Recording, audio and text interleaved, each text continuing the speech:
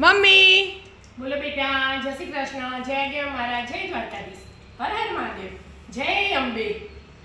મારા અને મારા પરિવાર તરફથી બધા મિત્રોને હેપી નવરાત્રી. જય અંબે. જય અંબે. આજે માતાજીનું પહેલું પહેલું નોરતું. નોરતું. મસ્ત મજાના ગરબા ગાવાના. 9 દિવસ માતાજીની પૂજા અર્ચના પ્રાર્થના કરવાની.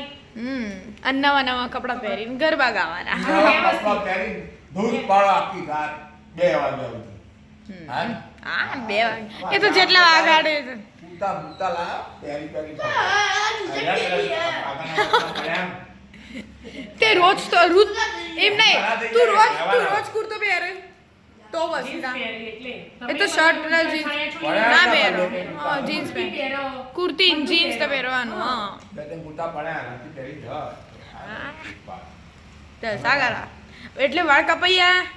હા મમ્મી જોજે ઓન જ નવરાત્રી આવી અમે ગઈ. તો કશું કરાય કશું કરાયું નહીં તો તાર બાપરવાડી ખાવા માંડે આવે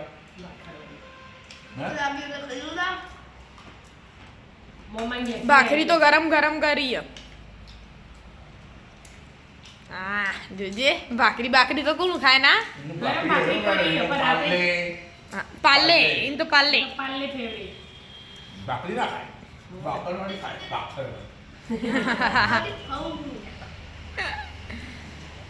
વિદ્યા તો જતી રહી ટ્યુશન.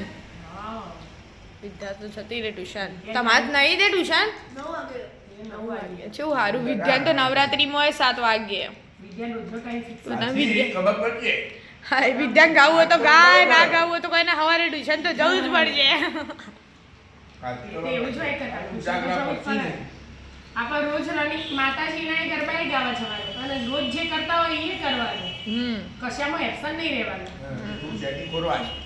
setting તો કરવાનું. કરીને કરી દેવાનું. કરી દેવાનું. વિદ્યાને તો રજાઓ જ નહીં કે અને થોડું મોડું ટ્યુશન એ નહીં. 7:15 જે હોય એમાં લેક્ચર કપાઈ જાય પછી ઉઠવું જ પડે બધા ટાઈમસર. તો તો પડે જ.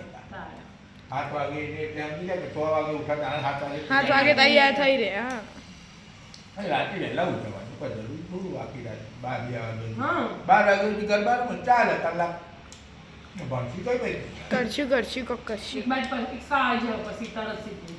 થોડું એડજસ્ટ કરી દેવું પડે. આ તે હા તો દિવસે ભણી લેવાનું પછી બપોરે થોડું 2 કલાક ઊંઘી 2 લેવાનું. કલાક ઊંઘે પણ આખો દિવસ રહે ને આખા દિવસમાં પછી ભણી લે. ટાઈમ પાસ કરતા હોય ને એ નહીં કરવાનું. હા ફોન નહીં જોવાનું. ઇન શોર્ટ એટલે ફટાફટ લેસન કરીને થેલા ભરી મૂકી દે એટલે હવારે ચોક મોડું સ્કૂલ ટ્યુશન ભણવાનું રાત્રે ખાવાનું બસ ફોન જોવાનું જ નહીં 10 દાડા 10 દિવસ. એટલે બધું ટાઈમસર કોમ થઈ જાય. તમે કશામાં લેટ ના પડો. રાધે રાધે. રાતે રાતે જય અંબે. જય અંબે.